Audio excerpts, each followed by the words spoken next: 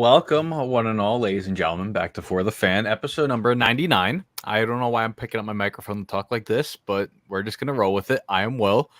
We got Jake and Dom here. Hello, Hi. gentlemen. Hello. The final stop of the division preview tour. Yes, the final stop. Yep. Teams 29. Yeah, 29, 30, 31, and 32. And only one team's not going to score a touchdown this year, and you haven't figured it out or the common theme. I'm sorry. Might have to go back through and watch. It is the New York Jets. I don't think so. But yeah, next week's Big 100. That's huge. Yeah, big 100. That's huge. That's the big episode. That's the funnest episode so far. And then we're rolling into the season, man. This is a whole lot of stuff planned. We got through all the whole lot of hoopla. A lot of hoopla. All the hoopla in the world there.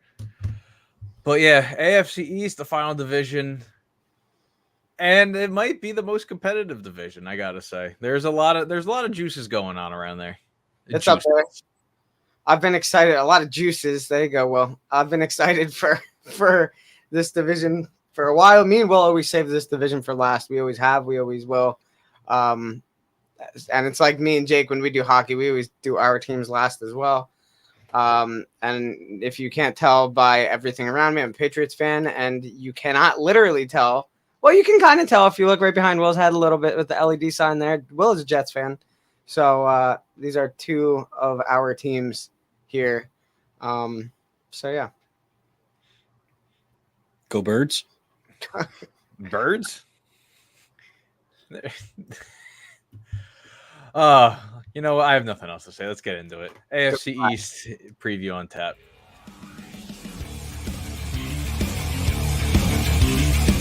You are listening to For the Fan.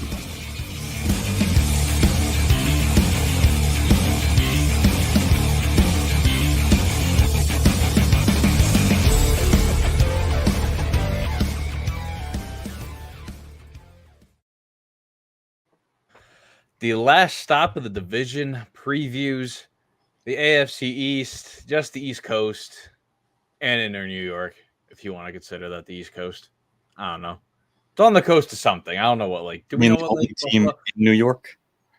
No, come on. No, there's three teams in New York. You got the Jets, you got the Giants, and the Bills. Who's going to be the best team? I don't know. 24. Have to get the SpongeBob reference in there. But yeah, it's going down. I need to make one final tweet here. Hold on. A tweet? Tweet. What do you mean an X? Are you posting an X, Will? Oh, yeah, posted about an X. Will's posting an X. Talk about X, everyone. You can follow us on these various things on the bottom. Scrolling across our screen, YouTube has all of our content, every individual team that we've talked about. TikTok is great. Twitter / X for the fan. That's the tweeter, the Xer, whatever the heck. Still haven't figured that part out. And people actually really watch us on Facebook too as well, which is wild. Facebook exists. I haven't used Facebook, and trust me, I'm trying to get our budget up so we can go live on MySpace. That's where the real That's where the money is. That's where the money is. Yeah, of course. All right, you ready, Will? Yeah, let's go into New York. I don't know where I want to start with this, but let's see. Week 9, the Jets beat the Bills in one of the most shocking matchups. A half a game out of the AFC East, and going into the bye week to come out of the bye week. A total dud in New England. Nothing could have gone right for the team. Zach Wilson gets benched. Mike White comes in. Mike White has his Mike White game. Gets folded like a lawn chair against the Bills because that's what the Bills defense does. Yeah, so what? We started out the season with Joe Flacco to Zach Wilson, the Mike White, to Zach Wilson, the Chris Trevler, to Mike White, and then finishing with Joe Flacco. And yes, this man headlines this team, trading, swapping first in 2022, a second-round pick that can increase to a first-round pick if you play 65% of the snaps this year. Aaron Rodgers is the man for the New York Jets, QB1, and probably the most entertaining quarterback that New York has ever seen, must I say. And let's get into it. So on offense, I just want to say first, okay. if you've been loyally watching these and whatnot over the weeks, this usually looks a lot bigger with a lot more names. Well, as of yesterday, the 53-man roster cuts were done and all that stuff.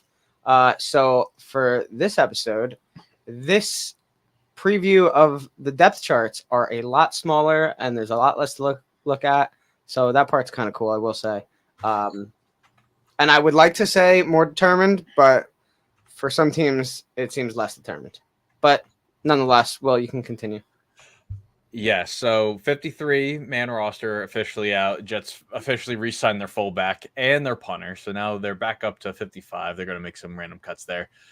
But yes, Aaron Rodgers is the man under center for the Jets. They go out, they sign his boy, Alan Lazard. They go out and sign Randall Cobb. They sign Mecole Hardman. They re-solidify this receiving core and then also as well the offensive line. Mekhi Becton, right tackle number 1 for the New York Jets after being out for almost 2 years with a knee injury, rehurting in camp last year. He returns to the starting lineup up on the other side of DeJuan Brown, protecting Aaron Rodgers' full vision side. And also, let's not forget, too, Breece Hall coming off the ACL, Dalvin Cook coming in from Minnesota. Yeah, I'm excited. I am 100% excited for this offense. I mean, as you should be. Absolutely, as you should be. Again, the receiving is I think it's awesome. Mecole Hardman as a number 3 is awesome. Alan Lazard's honestly solid. A great number 2, and Aaron Rodgers knows him so well. So, and really, this is a solid freaking team, man. This is a very solid offense all the way around. Yeah, I don't know why they have Max Mitchell behind DeJuan Brown and Billy Turner behind Becton. It's supposed to be the other way around, but I'm not going to debate that too. And if you've been watching Hard Knocks too, Jason Brownlee, Xavier Gibson, they're pretty big, pieces on there. They both make the rosters as undrafted free agents this year. So, yeah, there's a lot of good looking out for the Jets. And I think the Jets are going to get pissed off Rodgers, and the league's going to be on notice for that shortly after. Well, he's already pissed off because his offense has been terrible in camp, if you've watched Hard Knocks. Well, when Dom and I were there, okay, listen, this offense, this was on par. They looked really good. It did look good when we were there, at least. But I expect it to go very well offensively for the Jets. I do. I expect it to be the best Jets offense for maybe ever. Like it has been the best Jets offense ever, because I can't give you a better Jets offense than this over all the years. 2015, 2010. No, Mark Sanchez is 2011. not part of the best Jets offense. I refuse to accept that. Definitely 2010, 2011, the best. 2015. The best offensive moments the Jets have ever had was the butt fumble. Yeah. I'm not gonna debate. I don't want to hear this shit. I'm not doing it. Nope, I'm not doing it. Not doing it. I expect it to go very well, though. I really do. I expect it to be very exciting for Jets fans for the first time in a while, and maybe the most exciting it's ever been. And the energy when we were at that camp was pretty awesome for them. So, yes, we had a Hall of Fame fan in front of us. Hall of Fame fan. Yeah, I don't know. Yes, he had the oh my God, I don't know what kid's show it was, but he had the shoes. I know Dom knows what I'm talking shoes. about. I forgot about the shoes. Yeah, that was pretty funny. What are those? They were, I don't know what they were. But let's move on to this defense. Yeah, let's go into the defense here. This is a championship caliber defense, I say. I might be jumping the gun, but hey, listen. Sauce Gardner, Jordan Whitehead, DJ Reed, they all return. Michael Carter as well. I am I don't know if they re-signed Tony Adams. I think they cut him. I think they did. Don't quote me on that, but he's also another undrafted guy from the 2022 draft. I mean, this is oh my God, I am excited. I'm excited for Jermaine Johnson, second year out of Florida. He's been killing it in camp. Will McDonald, the fourth, he's been killing it in camp. He's been also killing it against offensive lines too in the preseason. Michael Clemens as well. I'm excited for everyone behind the starters, especially in that front four, because there Clemens is a dog, Bryce Huff is a dog. They're all dogs. I don't know who's going to stop this rotation of defensive linemen. I really don't.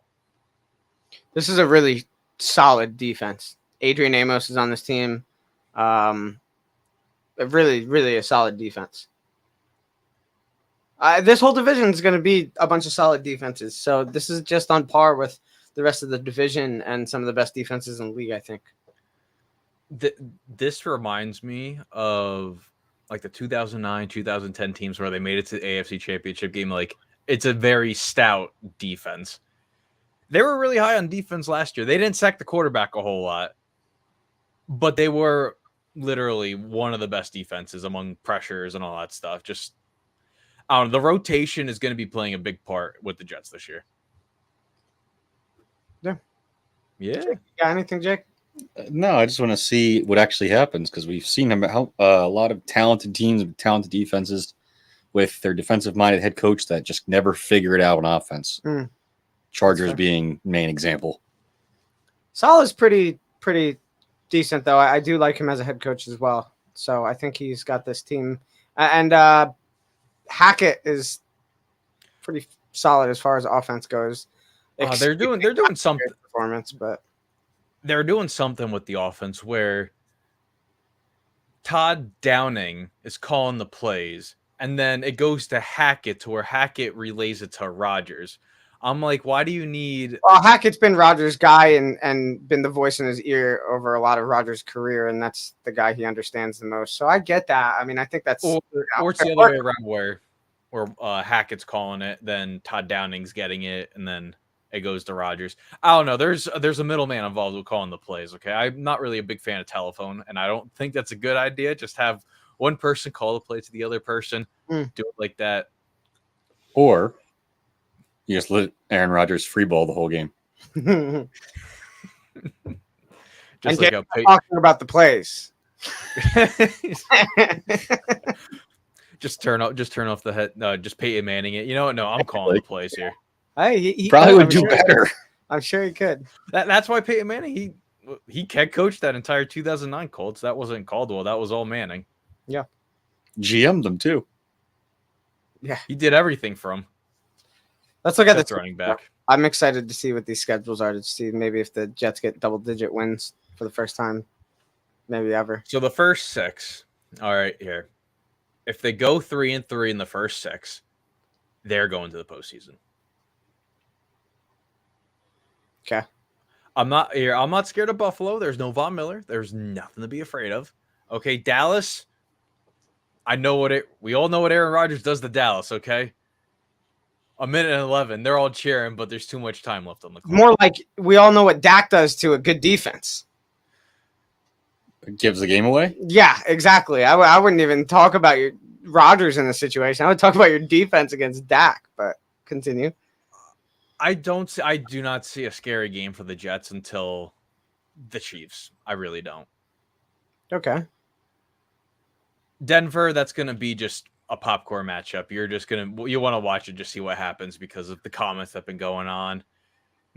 Peyton calling out Hackett, all that. And then the Eagles, they've never beaten the Eagles. I think it's 0-12 now in the regular season.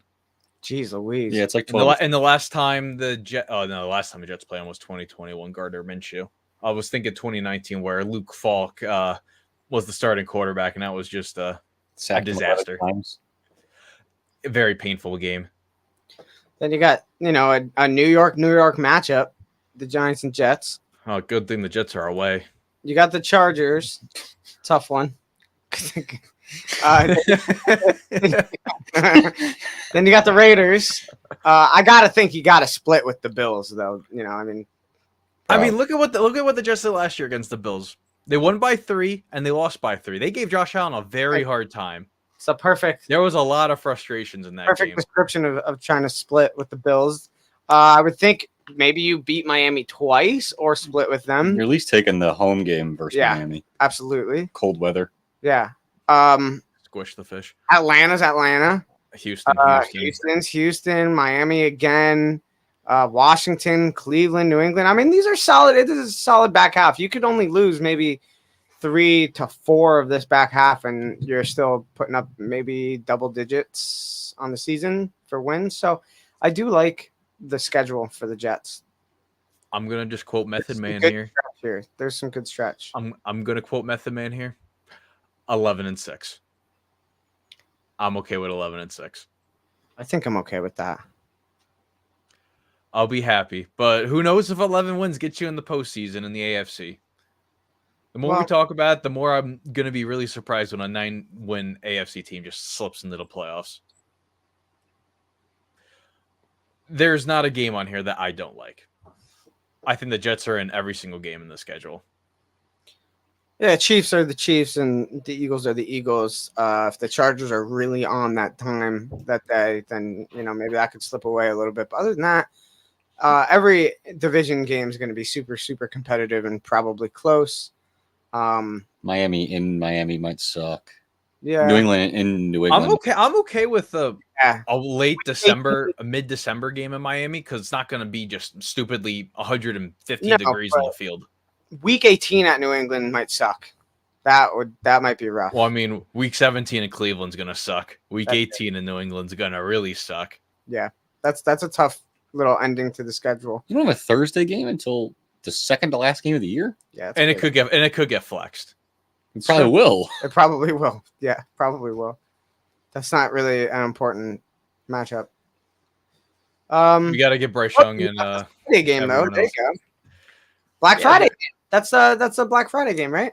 Yes, they got the Black Friday game against Miami. Nice. There's 6 primetime games. If you want to consider that Friday 3 p.m. game a primetime game, which it's a primetime. Kind of gotta consider that. Yeah, it's a national game. Yeah, I don't know. What do you have, Jake? Numbers wise, 10 or 11 wins. Yeah, I mean, I would think 9 being the absolute floor, and then all the way up to 12. So it's pretty solid. Gotta ask. We could have predicted for the Jets, probably on this podcast ever. So listen, there is recordings of me telling Colton, "Oh yeah, the Jets are gonna make the playoffs in 2020." Whew, boy, was I wrong. But I gotta ask the all important question. Okay, here I'm gonna bring us all back in here. What will make this season successful for the New York Jets? Not being the Jets. Amen. Honestly, if you get a healthy Rodgers all year, I'm sure you guys will do enough to call this season successful no matter what. But with Rodgers' contract or during Rodgers' contract for you guys, a real success would be a Super Bowl, ultimately during the contract. I'm not saying that has to be this year. I'm just saying during his contract. That's the whole point of this whole Rodgers stuff and changing the team to him so much and everything. So you got to win a Super Bowl for that contract and the Rodgers thing and everything to be successful ultimately. But yeah, if he stays healthy, I'm sure, however the season goes, no matter what, will be a successful season for the Jets. And they will not jet, as Jake said. Yeah, not having the classic LOL Jets or LOL Mets moment. Yeah. Where all the hype just turns to absolute ashes. Sour. I think they just gotta have fun. That's the successful part of the season. They all have fun. Rodgers, listen, I think Rodgers gonna break nameless records, okay, for a season. I mean, well, Fitzpatrick's passing yards mark, okay, because no. Did he? No. The day Fitzpatrick broke the touchdown record for the Jets franchise with 33, I think is now. Could be done. I think it's now or never to win a Super Bowl for New York. I really think so. I'd love there's consistently at least or better of a season from Sauce and Garrett Wilson. I'd like to say, see a great season from them, but we already had a great season from them. So if they do at least the same or better, I mean, you got to be so happy about that. As 2 rookies coming out of Rookie of the Years and being so good, and hopefully it's not like, hopefully it's only up from there even. So And I think too, like you always hear about the 2017 Saints where, oh, hey, this team, the rookie class is just stacked. Kamara, Lattimore, just so many people. Mm. I think the Jets can honestly break that if Brees Hall returns to form. I mean, he's already running 24 miles an hour in practice. Jermaine Johnson, just he just erupts this year, which I think he can. I don't know. I think that 2022 draft class is going to be special. It's just going to be, I think that's still the focal point this year. It's not all about, this past year, but getting Garrett Wilson, a quarterback that is of Rodgers caliber, is amazing. I mean, look what he did with 5 quarterbacks over the course of a season, and none of them were hardly even a starting caliber quarterback. So, yeah, I mean, putting up 1,200 yards or 1,100, 1,300, whatever he had. 11, just under 12. Just under 1,200 yards with the quarterbacks he went through is nuts. That's absolutely nuts. So you got to think he can put up 1,500 yards this season. And I mean, it's got to be such a big threat. So let's move on. Let's go up to, I agree. I listen here. If there's any season for me to say that, okay, and I don't sound like an idiot, this is the season I can say it. Amen. That's fair. So it seems not with Sam Darnold. Oh yeah, let's move on to the next team, Will. Yeah, let's go up to Foxborough, Massachusetts, where it's I don't know, one of the more beautiful places of a stadium is from Dom and I's experience. But yes, so 2021 saw maybe the second coming of Mac Jones with Josh McDaniels looking like a major genius. They go to the postseason the first time in the Brady era. Although they get shut out by Buffalo, essentially, they just got the doors run off. They had a very good season. McDaniels goes to Vegas, and essentially the Patriots have 2 divorced parents trying to coach Mac Jones because let's have a defensive-minded guy and a special teams coordinator try to coach an offensive guy who's supposed to be the leader of the franchise, the future of the franchise, whatever. But yeah, 8-9 is kind of the record there. Down year for everyone. Across the board, I think it was kind of a down year for New England in general. Yeah, there are some golden pieces there, which is pictured to the right in Matthew Judon. And let's get into this roster. There we go. Mac Jones is the sole surviving quarterback on this 53-man roster, which will probably change by tomorrow. No Malik Cunningham, no Bailey Zappi. So Bailey Zappi and Malik Cunningham were both signed by the Patriots. They cleared waivers, signed by the Patriots for practice squad. So they're technically still not on the 53-man roster. It is also apparently said that the Patriots plan on Colt McCoy being the actual backup of the team. I saw some Patriots stuff about that today, but who knows if that's legit or not for real. I'm more surprised that no one tried to claim Zappi, and I'm really surprised no one tried to get Malik Cunningham. Absolutely. We had a solid young running back, JJ Taylor. Let him just get released. So I don't know what we're doing with running backs because obviously you can see here there's 2. Got to have more than that. Tight ends, there's only 2. I don't know what the plan is, but I don't know. Bill was confident, I guess, in being able to get both those quarterbacks to practice squad, and it worked. So who knows? As a Patriots fan, I've always just kind of trusted whatever happens, whatever he comes up with, and for the most part, it's worked. So except for last year's debacle, but you can continue. Could always sign Tebow again. Yes, amen. I didn't know Matthew Slater was 2008. I think he might be the longest tenured player in the league currently. I do not think anyone's been on the same team longer than him. At least today's NFL. I'm not saying overall, okay? No, but on the same team up until now, absolutely not. It's definitely. I thought he was 2010. I was always like, 2008 is nuts. Yeah. He has seen some things. He has seen a lot of things. Amen. But yeah, you know, receiving. I don't want to roast you, Dom. Okay, but like Mike Giardi, you know, he's speaking for NBC Sports Boston, and he said the receiving core is this: there's no number one, there's no number two, Okay. you don't even have a number three guy that will make rosters. What? Yeah, Is Juju? Did he die? What did he not perform in the Super Bowl? I mean, what? he got held. Okay, that's the performing part. Oh yeah, okay, yeah, No, what the hell is that? One, Juju is maybe not the strongest number one. Okay, whatever. Devontae Parker in his career was one of the best receivers in the league at times, hands down. Is he that anymore? No, he's not. But I still like him. He's not bad. He's had some good moments last year in an offensive scheme that sucked. Kendrick Bourne always shows promise. And he's played well. But again, it's hard to say anything about some of these players that have been there last year because what we did offensively was shameful. And the coordination system that we had going with, like you said, Matt Patricia and Joe Judge was just disgusting. So I got to think that some of these players can play better. I am a little bit excited for Tyquan Thornton if it works.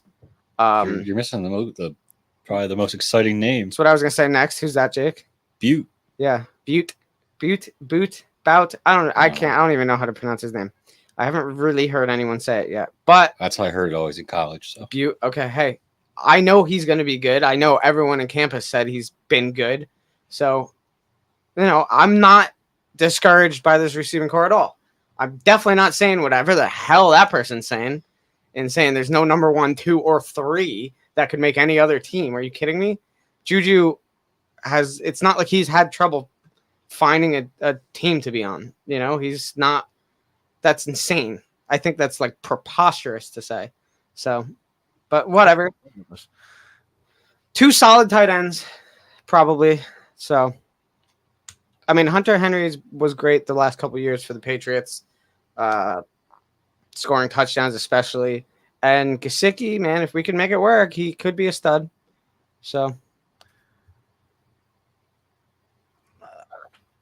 yeah, I mean, we'll see. They made 2 trades yesterday for an offensive lineman. They traded away, I think, Pierre Strong. He went to Cleveland, so Tyrone Wheatley Jr. came over. And I think they made a trade with the Vikings.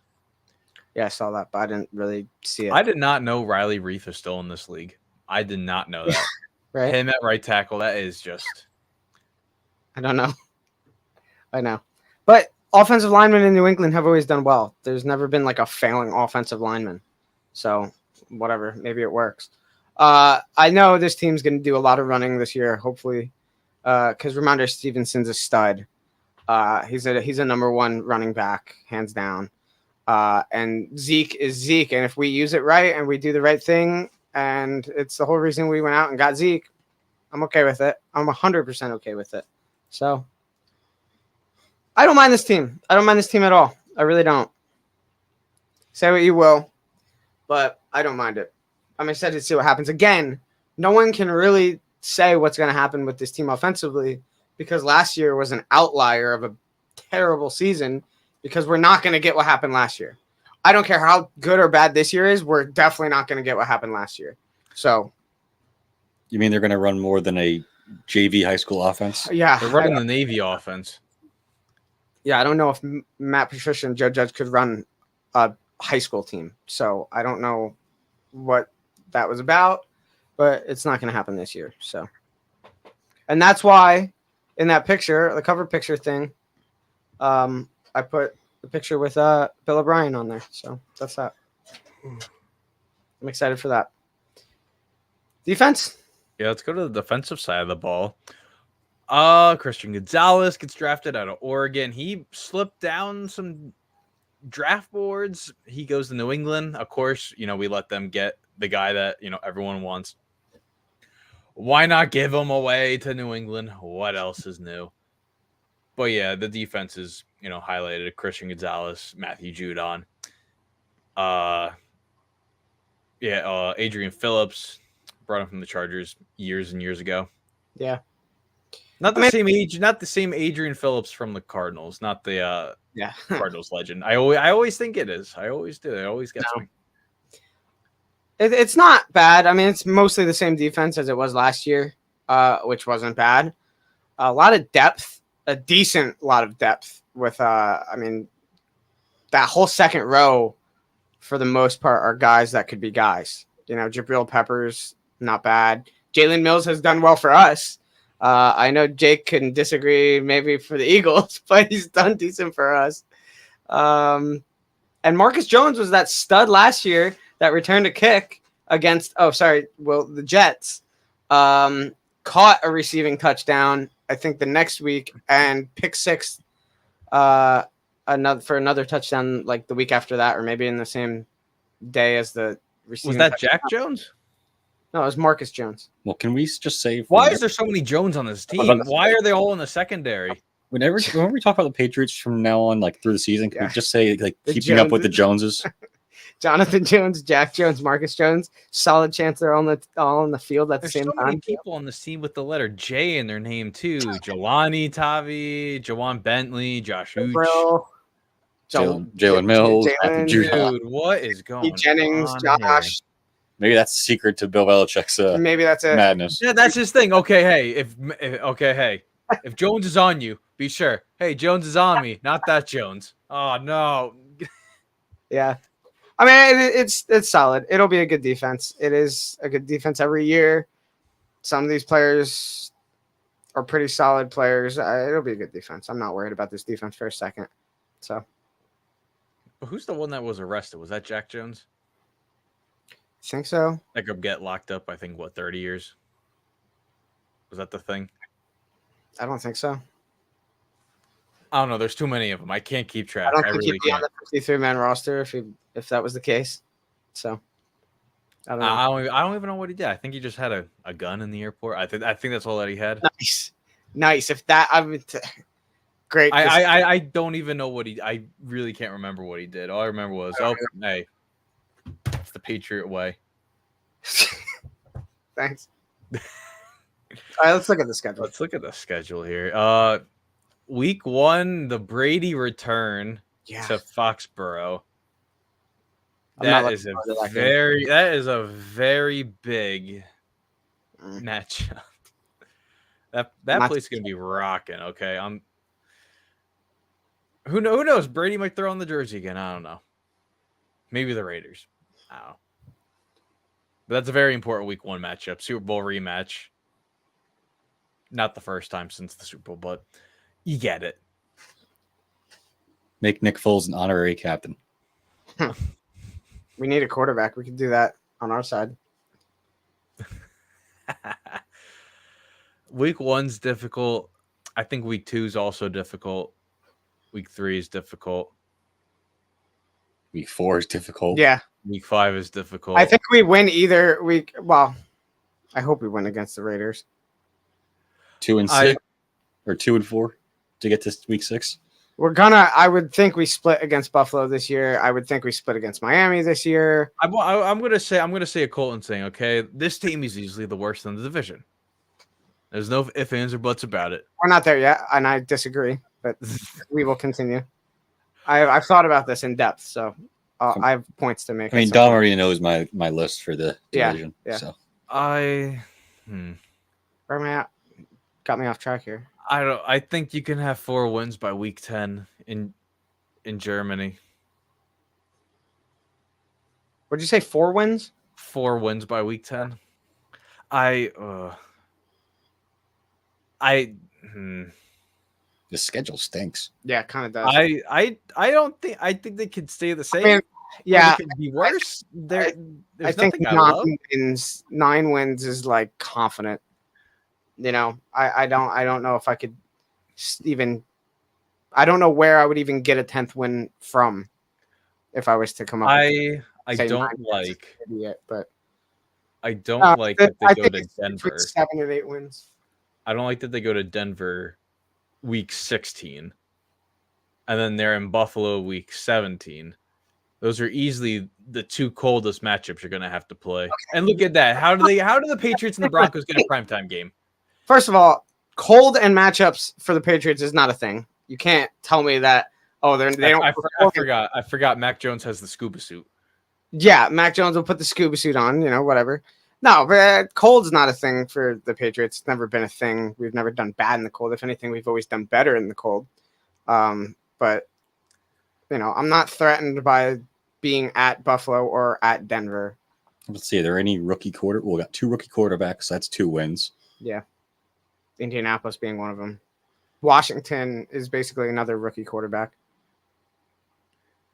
It's like the funniest thing you just saw. What?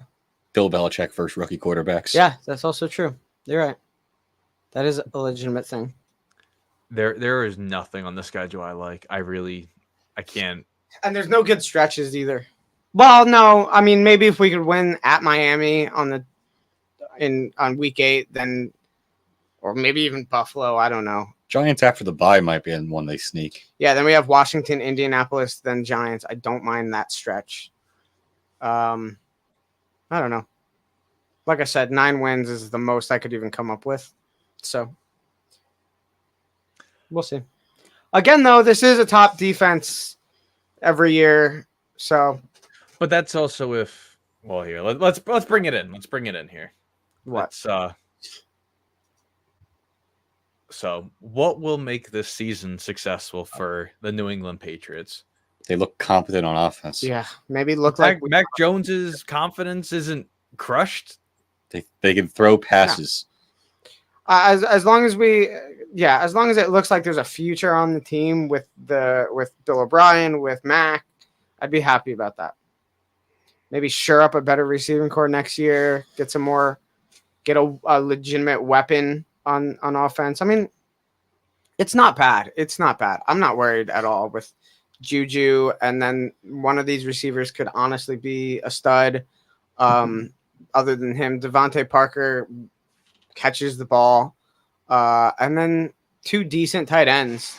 One of them being an actual red zone threat, and a potentially great run game. So I'm okay with it, but I would like to see it be legit, not me just saying this and then it be bad. It has potential to be legit, and I'd like to see that. And if that happened and we can go 500 this year, I would call that a successful season in one of the hardest divisions in the league. So that's what I got. I don't know. I'm just not excited for. I'm taking this out of a non-biasness standard. Like I don't know. There's just the schedule. I just don't think there's any excitement going on for the Patriots. There's nothing that I could be like, oh man, I'm just excited to watch it. It's just tough schedule. Yeah, and also doesn't help too. Devin McCourty retired, so you lose out one of the best veteran. Yeah, that's true. That is a fact. In that room. That is a fact. He'll be watching with NBC, so. The McCourty cast. That was only preseason. They're not doing that anymore. So yeah, I didn't watch it, so I wouldn't know. I didn't watch it either. So big fan. Next team. Let's head to South Beach here, okay? Where the Dolphins and Tua they did shock a lot last year. Tua. I made a comment about the Ravens defense and how they're elite, and then Tua comes back. He scores, the wildest fourth quarter comeback of all time, and, that was that. But Tua, when he's on the field, is a big difference maker for the Dolphins overall. They're good. They're really good. Tyreek, Jalen Waddle. There's a big future in Miami with the second-year head coach, Mike McDaniel. I think the future's only going up and up for the Dolphins. I really do. And let's break it into the offense. So there's the Miami Jets here with a couple of Jet players that they claimed or traded away because that's what they do. But yes, Tyreek Hill, his best statistical career ever. Well, no offense, but it is definitely the Miami 49ers. It is 100% the Miami 49ers. Look at all the SFs there. Jeez Louise. 1, 2, 3, 4, 5, 6. Count the head coach. Oh, 7. Then there's an 8th. That's insane. But continue. Yeah, so Tyreek Hill had his best statistical year with the Dolphins last year. Well over 100 catches, 1,750 yards, and Tua played 12 games. And I think Maybe. he had double-digit touchdowns as well. Imagine what he could do with a full healthy year of Tua. I think that receiving yard mark is going to get shattered. Tua is probably the best quarterback on this roster. No offense to Mike White. All the offense to Skylar Thompson. Okay, but Tua is the man that this offense is built around. And if the offensive line stays together, Teron Armstead, let's see what his health does, and it's looking at towards week 1. I'm not sure if he's starting or not, but we're going to figure that out as time gets closer. I don't like the tight end room. Durham Smythe, Julian Hill. The guy that that guy went to the Rams. I'm thinking of it's totally something else. But yeah, I couldn't tell you a single thing about this tight end room of 2 guys that I have zero knowledge about. I don't know. Not a clue. Not a clue. I have no idea. I don't know who Julian Hill is, but I know Durham Smythe was there with Gesicki. That was their 1-2 combo for a little bit. So lethal. The tight ends, lethal grittying. Yeah, they use those tight ends, man. Here's the thing about this team. You have Tua and 2 receivers. That's all I got. Okay? That's it. You are 1 injury away from, like, not being able to do it. But, like, who's stopping the receivers, though? They're 2 of the fastest receivers in the league. I'm okay with that. But if one of them gets hurt, a defense isn't having a hard time figuring out what to do. Like, you're 1 injury away. If Tua gets injured, which everyone has a question mark around that one because we're not sure what that's at, and if he's not 1 concussion away from not being in the league anymore, and I don't know. And granted, he did his, training in the offseason to fall a little bit better and stuff. And I saw a couple of videos in preseason that didn't look too bad when he was getting hit and stuff. He fell not poorly. But, I think this team is 1 injury away from potential, like, a lost season. The running game's always going to be good. It's the same kind of San Francisco thing that happens. McDaniels knows what's going on. I'm not. I got a nice 3-headed monster there. Yeah, running game's solid as hell. It's gonna be no matter what. They bring in running backs to do the job, and it'll be great. And A-Chain's gonna be the starter by like the end of the year. Well, yeah, but in this scheme, you can't. There's not even like a true starter, man. They use the guys, and they all run. And Jeff Wilson's good. Raheem Mostert's great, and you got a young rookie that's potentially great too. So running game's gonna be great. I'm just saying that at any point in time, you are 1 injury away from a lost season to me. Because I don't see anything in this receiving core. You want to talk about receiving cores? Yeah, you have 2 guys that are maybe the best duo in the league. Hands down. I have nothing against that. But one of them gets injured, and now you have 1 guy who's going to constantly be covered. No one's letting that through. No defense. And then what? Braxton Berrios. Like, I'm sorry, but that ain't it for me. That is my argument when it comes to Miami and this offense. Just depth at O-line kind of stinks too. Like it's Eichenberg and nobody else. So I'm just saying you are a simple injury away from, potentially a bad lineman, potentially a bad receiving core, and as long as Tua stays healthy all season. So Mike White's competent, though. I mean, you've said it enough times, Will. And listen here. We all know how how Mike White works. Okay, he has 1 good game. Okay, so 2021 he had that eruption against the Bengals. He beats the Bengals. Last year he had the eruption against the Bears, and it flatlines. There's nothing else after that. Well, I mean, let's hope it doesn't come to that. But this, I don't want to see him on the field. I want to see Tua on the field. That's what I want to do. Like, hey, When Tua's on this team, it's a much better team. Absolutely. And Tua's certainly not the best quarterback, but he's competent enough to get the ball to one of those two guys who are the best receiving duo in the league.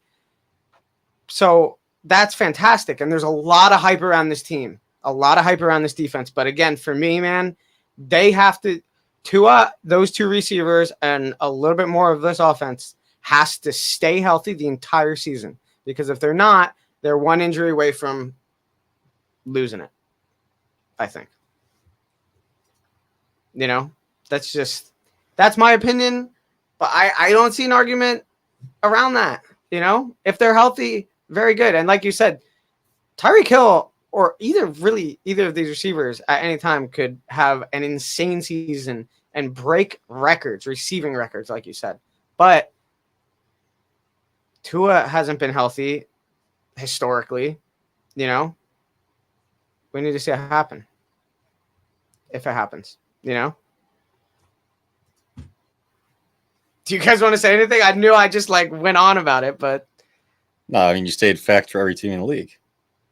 What? You stated the facts that are there for every team in the league. Yeah. Well, that's true, but you know, teams have depth and maybe could afford an injury or two, but I don't think this team can. No team's weathering an injury to their starting quarterback. No, absolutely not. But again, if one of those two receivers get hurt too, you know, I mean, I don't know. For me, it's not promising, you know.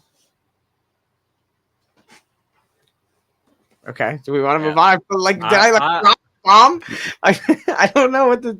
I don't know. Kind of like sadness. I don't know. I'm not. I'm just saying. There's a lot of hype around this team, but it could. Basically, the vibe I'm getting is Dom's just a hater. Well, yeah, okay. I've always hated on the Dolphins. I try to look at it as the glass is, half full. I want to just, get it through. All right, let's go to the defense here. Okay, Jalen Ramsey. Who knows if he's going to play this year? I really don't think he's going to play. I do not think so. I think his injury is a lot worse. I know he says, "Oh, I'm going to be back by October." I don't really think he's going to be. You literally had that injury, didn't you, Dom? Oh, I tore my meniscus in half. You know, no big deal. I wasn't 100% for 15 months, but it's an injury where he could put feet on a field again in October, but not be 100%. And if the surgery goes as they actually would plan it to go, which is there's only they're NFL caliber surgeons and whatnot, so it could be a 30% success rate of that surgery going the way they want it to go, like the perfect surgery for meniscus and everything. Then he's out, period. He cannot even put his foot on the ground for the next month and a half. So I don't know. I would say there's a good chance, like Will said, he doesn't play this season. So huge hit to this defense. I don't like that they have only four corners, and Jalen Ramsey's not even one of them. Yeah. Xavier Howard, Cam Smith, Eli Apple. They trade away one kid to Dallas. They got a first round pick, I think, right? Yeah, former 2020 first rounder. Alvin Joseph right there. Yeah. Who doesn't have got traded. But what will help them, especially, is that front four with Zach Sealer, Christian Watson, Jalen Phillips, Bradley Chubb, Christian Wilkins. Is that not what I said? You said Christian Watson.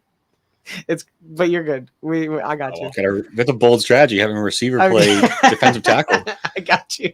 Bold strategy, Cotton. I got you. One of the better. Oh, there's the guy. Yeah. So they got Kelvin Joseph, who's on the bottom there, second nickelback. That's who they traded for the kid that they traded away yesterday. But yeah, if they're gonna be winning, it's that front seven that has to do a lot of the work. We know what Van Ginkel could do. Bradley Chubb, we know what he can do. Let's see if he can maybe succeed in his first full off season with Miami. Vic Fangio's now still. He's with them again. Maybe he'll unlock, all the capability and potential there. Jalen Phillips, dog. I'm not a fan. I'm not a fan of the defense, but I don't hate the defense. I'm in the middle. Yeah. Well, see, the thing is, we know they're not going to blitz, so why do we have so many linebackers that blitz? Like, I know they're going to play Chubb on the line. Like, he's an on-ball linebacker. Absolutely. But that's a lot of, I don't know. I don't understand. There's like no defensive line depth, but then they're all in linebackers that are going to play on the line. Yeah, I don't know. I wish Colton was here because I know Colton would argue this is a good defense. He always does with me, and I always say I don't think it's an Miami's okay defense is defense. very good. I think it's an okay defense. Like, yeah, It's an okay defense with a lot of big names on it. Yeah, and Jake said it's an okay defense. Will said basically the same thing. Yeah, I think it's an okay defense. I mean, I like a lot of the players. Xavier Howard and Javon Holland are some of my favorite secondary players in the whole league. The Jalen Ramsey thing was like a figurehead of this defense, so losing that was huge, you know. And yeah, you go from Jalen Ramsey to Eli Apple. Yeah. What a drastic improvement. Was Eli Apple the one that Tyreek Hill peace signed? Yes. Well, it was, right? It was Eli Apple? I think so, yeah. Or was it Von Bell? No, it was probably Eli Apple. Yeah, it had to have been. Because Eli Apple talks the most trash.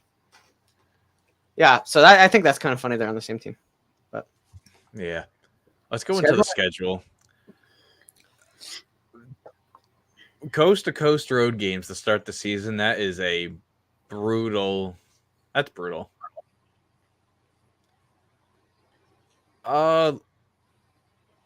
Yeah, Denver's the home opener. Yeah. I want you to keep in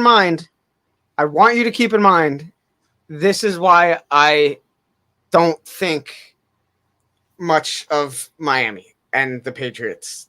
I think they're going to battle for last place in this division all year. I don't think. You say Miami's going for last in the division. I wouldn't consider. I think this is an 11-win team. I really do. There's if that receiving core and Tua are on the field, I do not know what's stopping them, man. There's no defense that could keep up with Jalen Waddle and Tyreek Hill in 60 minutes of play. I really think 11 wins is, more than doable for the Dolphins.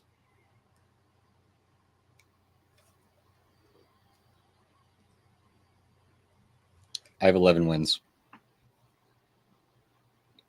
Dom is just not happy right now. I'm counting. What comes after 5? I don't have 11. Through a season. I sit around what I said for the Patriots. I sit around a floor of 8 wins, and for me, I have a hard time against some of these teams. This is not the easiest schedule, I don't think. You have Kansas City, you have Philadelphia, you have the Bills twice, obviously. I mean, our division always splits against pretty much everyone. I mean, that's always how it's gone. And if you look last year, okay, here's the thing too. Miami last year went 9-8, 3-3 in the division. All right, the Patriots went 8-9, 3-3 in the division. I think the Patriots improved from last year, and I don't know how much Miami improves from last year. That's where I'm at. Well, the defense is not spectacular for Miami. We just went over that. It's okay. And yeah, if they're healthy, I consider them doing probably slightly better. But that's just where I'm at. I think head to head, all these teams in this division, it's going to split like across the board, I think. But I don't know. I really don't. They play almost their entire back half of their schedule at home. Yeah, which is kind of wild. The only stretch would be rough. The only stretch I don't like is week 14 to week 18. Like, yeah. There's not a stretch I don't mind week 14 against Tennessee. That could be still Derrick Henry though. I mean, Derrick Henry's Derrick Henry. And who knows what the Titans will be then. I mean, hey, I'll still put them as a question mark, but I would say Miami wins that game though. Week 7 through 9 is not great either. I mean, they got to go on the road to Philadelphia. They get to come home, but then they got to go right on the road again to then Kansas City. No, they go to Germany that game. Where does it say Yeah. that? It's a 9:30 game. Oh. 9:30 a.m. Germany against But City's tough. what doesn't scare me about that is the Dolphins just beat the Patriots at home all the time. Like, it just doesn't make any sense as to why that happens. Yeah. But, I mean, again, I think they split all of those division games. But I think there's hard games in this. The Cowboys, I think that's going to be a hard game for them. Stephon Gilmore, I mean, you're talking about an actual defensive team that maybe could hold up against Tua I mean, that if was one of the Trayvon losses I Diggs gave them. intercepts the ball. That was one of the losses I gave them, and I still had 11. Yeah, I mean, I don't know. I think Baltimore is going to be tough away that late in the season. We don't know where they're going to be at by week 18, but it's division rival. At least it's home. That's great for them. But Jets twice in 4 weeks is tough. I don't know. I don't have 11 wins, but I just don't think that it's that much of a difference between New England and Miami for me personally. So I have Miami winning the division. That's nuts to me. Whoa, spoilers. No. Whoa. Spoilers. Let's get to the next team though. Yeah, let's go to the division winner here, the Buffalo Bills. And by the time their season ended in the divisional round, this team was tired. They went through tragedy after tragedy, from the supermarket shooting that happened just down the road from them. One of the higher ups for the Bills had a major heart attack. I think 2 players got stretchered off via an ambulance in their Monday night game against the Titans. The snowstorm where they had to move the game from Buffalo to Detroit, stay in Detroit for 4 days to fly back, go to Chicago. And then they had to take a bus ride on Christmas Eve, essentially from, I think, Pennsylvania back to Buffalo because of another snowstorm. DeMar Hamlin. This team was exhausted by the end of the year. But hey, 13-3, I mean, clear cut winners of the division, 4-2 record. I gotta highlight that because here there was a lot of hype for the Bills last year. They were in the limelight. Everyone was like, "Hey, this team's gonna win. This team's gonna go to Super Bowl. This is the favorites to win." This team was exhausted because they suffered through so many tragedies. Just have to kind of do a lot of stuff on the fly. So, yeah, this is essentially the team this year. And let's go into the offense. Looking at it from this side, Josh Allen is still there. They make the signing of Damian Harris.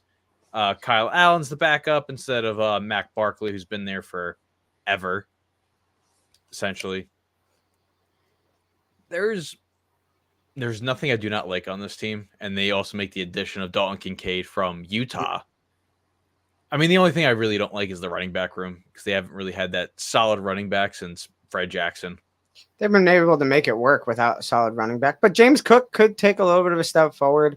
Damian Harris could be a good running back at any time. I don't know how they're going to use these 2 running backs. They haven't really used running backs too much, though, in the past few years. And it hasn't been too much of an issue for them. So I don't know. But I think this is actually one of the more – well, I don't know. Damian Harris is like a true running back. Meanwhile, the other running backs that we've had for the Bills have been not question marks, but we really haven't seen too much from them. And James Cook, they were hoping he was kind of a stud last year, but do you remember week 1 against the Rams? He fumbled then he was just benched. Yeah. He fumbled twice on I think he did. I think he did fumble twice. Yeah. So that was like kind of a little bit scary for that, but I don't know. Dalton Kincaid though, like you said. Also, they lost Isaiah McKenzie, which was a big part of their offense last year. So I don't know. I don't incredibly like this receiving core, but maybe with Dawson Knox and Dalton Kincaid, it could look a little bit different and they can utilize them more. But yeah. And then you have the Stephon Diggs drama hour. Yeah. But I think, is that settled pretty much for the most part? No. I don't think so. I think it's just, hey, we're just gonna put the tarp over it for now. Just right. But we'll circle back at a later date. Oh, he goes Antonio Brown again. Go Terps. I don't know. Yeah, I mean, there's nothing too crazy different for this offense this year. Like, it still can be the best offense in the AFC East. There's no if fans are butts about it, there's still, I don't know, there's still a lot of hope here. And I think what's going to benefit Buffalo a lot, they're not in the limelight. They're not like, oh, hey, all eyes are on us. All eyes are in Florham Park with the Jets. The spotlight's off them now. And I think they can do a lot better with the spotlight not being on them 24/7. I think this offense is still good. I just don't think it's like incredibly spectacular. I don't know. I still like Trenton Sherfield. I still like, Gabe Davis. I want to see Gabe Davis succeed. I mean, hey, this is the last year of his rookie deal. If it doesn't work, then he's been great for them. I mean, he's just a one game playoff wonder, essentially. I mean, there's nothing I've like really felt like, oh, hey, like he like pops out. I want to say last year he still put up 800 yards for a guy that was kind of maybe number 2, number 3, like kind of between him and Isaiah McKenzie, they were kind of going back and forth with that. I want to say he still might have put up 800 yards last year. Let's see. I'll bring this up here. Okay. Yeah, 836 yards. Yeah, I mean, that's not what do you want, That's not bad. For a number 2 and sometimes a number 3, I mean, hey, that's perfectly fine, But yeah, there's nothing I don't like on this offense. Yeah, it's still. Yeah, I don't know. I think they'll be, like you said, a little bit quieter this year. Still be successful, but quieter. Oh yeah, defense, because that was also yeah. On the defensive side of the ball, Von Miller's on the PUP. He's going to be out the first 4 games. I don't see him labeled on here, so let's kind of mention him, afterthought kind of thing. But they trade away Boogie Basham. Gregory Rousseau, I think, is the major piece now for this defensive front outside of Ed Oliver. Mm-hmm. At least with Von Miller's absence right out of Miami. But what's also important here is, just say health considering, they make it into week 1. There's no practice injuries, whatnot. The secondary of Trey White, Jordan Poyer, Micah Hyde, they've all not been on the field together since Thanksgiving of 2021. So it's been a very long time since Buffalo's just main trio on the back end has been together playing a game. Micah Hyde was out like 4 to 15 games last year from week 2. Trey White came back mid-season from the ACL. And then, we all know what Jordan Poyer can do. I mean, he's a baller. Yeah, those 3 alone are awesome. So awesome. But what I just don't like is, like, there's not a number 2 that I like. Kier Elam, I'm not a big fan of. Dane Jackson, I'm not really a big fan of. Benford. I don't know. There's nothing that jumps out that's like, man, I'm just like, hey, they don't have that 2. They got the safeties. They got, the corner. So, like, you're really just targeting 1/4 of the field, just hoping maybe get some action there. I mean, it's not a bad defense. This is not. No, it's no. Like, I'm still scared of this defense. Okay, like, listen, they could still, fold people like lawn chairs. I mean, they still got Matt Milano. I mean, Terrell Edmonds, he's in Chicago. Yeah, there's still a lot of good pieces here, and that's without Von Miller to start the season. So, hey, if he's back week 5, hey, by all means, we are screwed. Yeah, I don't know. It's a solid defense. It's kind of like, I mean, it's really not too much of a different team all the way around. The only thing that scares me about this team is that I think that there's a lot of animosity in that locker room right now. Like, it's not a friendly place to go to work right now. I don't know about the defense part, but yeah, maybe on the offense. I think it's just the offense. How many times have we seen like a good vibes team go way further and a bad vibes team just fall apart? Yeah, and Jaguars. Stephon Diggs and what's his name? Josh Allen. Thank you. Stephon Diggs and Josh Allen are they've always been tight and they've always had a good time when they're playing and stuff. So if that does get in the way, I mean, that could be a difference for this team entirely. Check out their schedule.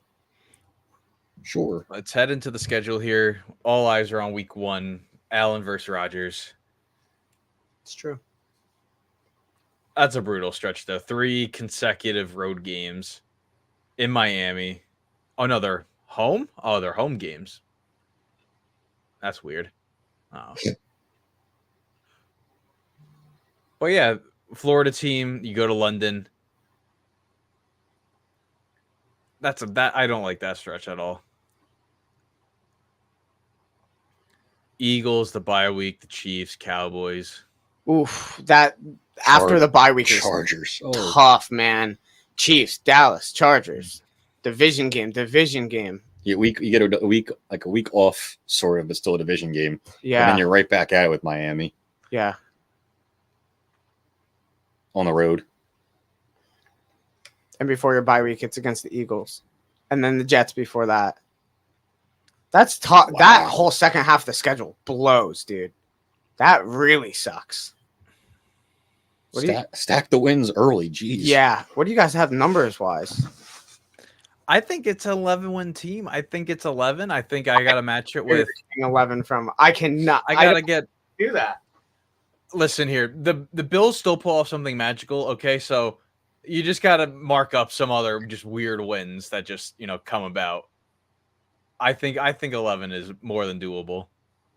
But hey, they could maybe go up to 12. They could go down to 10, 9. Like, I don't know. There's a range there. I don't know, man. I have like 9. Yeah, I have like 9. I'm like sitting kind of where I was for me, Miami and the Patriots. I'm kind of sitting around the same thing. I cannot say 11. I cannot say 11 about this team. Tom, do you remember what I said last night for the order of where they're finishing? No, I was just pissed that you had Miami that high. I saw Tuned red. you off. Oh, Dolphins. Yep. You saw red. Man, I cannot say 11. Well, I cannot agree with 11. I really just can't. I think 11. I think 11 is. I mean, they have an easy stretch, as well as a really hard stretch. Like this schedule is kind of split in two. I mean, where's the easy stretch? You got the Jaguars in there. The Jaguars are the hard part of the stretch. You got the Bengals in there. Yeah, but then you have the Giants, which should be a little bit easier. You have the Patriots, which could be easier, depending on where that splits at. But you have the Jaguars in Tampa Bay shouldn't be hard. Washington, Raiders. Like this front half of the schedule is not awful. The back half is very awful. I have a tough time with the back half of the schedule. And you have like the Jaguars in there, like basic home. Yeah. Because they play so much better in London than anywhere else. Yeah. Yeah, I don't know. Well, I really cannot. I think Raiders, 11. Raiders, Commanders, Dolphins. I'm gonna go Jaguars. I'll go Giants, Patriots, Buccaneers. I wouldn't even go with that Dolphins game. I would say if they're gonna win against the Dolphins, it's in Buffalo. They're not gonna win in Miami. That's more difficult. I don't know. Let's see. I don't think they beat the Bengals. I'll say they beat the Jets there. Okay. Broncos. I'll put the Broncos in there as well. I don't have them. I think Cowboys. Man, I don't know. That's tough. Cowboys after and Patriots, and then I can't say 11. I just can't. I don't know. But as Jake said it best, you have to stack them early if you want to do it. After that bye week, you'd be very fortunate to just get 2. Yeah. Nothing is easy after that bye week at all. It's rough. It's gonna be rough to get 2 wins after the bye week. Yeah. It's a late. Unless you want to consider the Dolphins and the Patriots, but that's a really, really late bye week too. Yeah, but you know how division games go in this division. Well, division games are never easy in this division ever, and there's always surprises in division games in this division. It always sucks. But you can't just nothing's an easy win in a division game in this division at least. And I think that rounds out every single team's preview. Oh my God, my neck hurts. I don't even know. I couldn't even give you an order. An order for what? For this division. We'll figure out next week because next week is the all-important big ol' hoopla episode, the season preview where okay. Damn it. Oh my god. I was hyping it up. I'm like, oh, he's not clicking on it. Let me click on it. But yes, the big hype season prediction show. Hoopla. Whole lot of it. The playoff seedings, awards, bold predictions. You name it, what's going to be on this show, there will be there. And it's the big 100.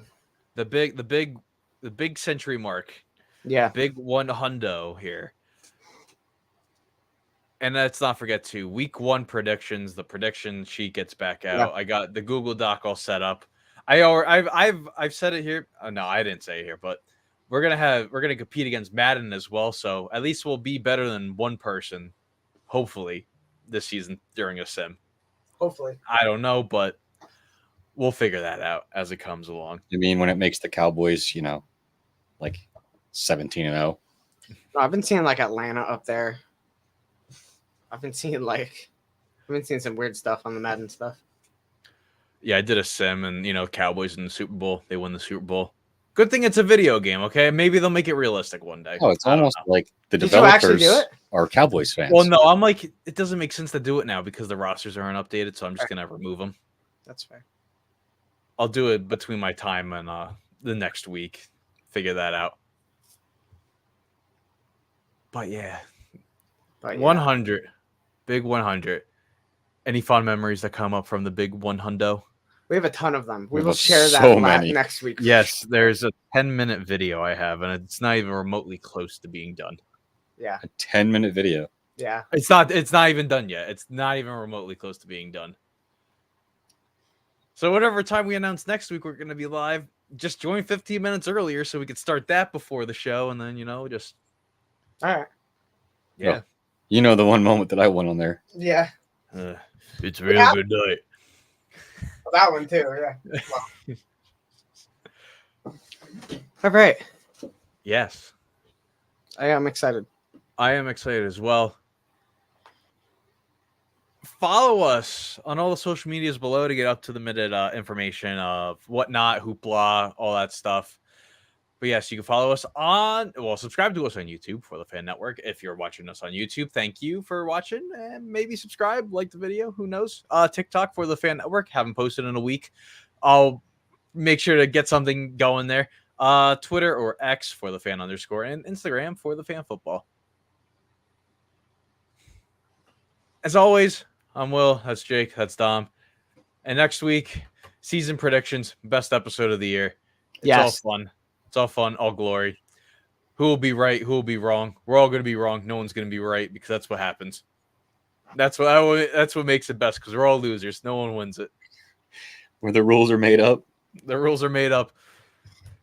And auto-tune AI, we all change your predictions. Oh, I said it this way. No, you didn't. But yes, tune in next week. Big season prediction episode. Thank you for tuning in. And later, everyone.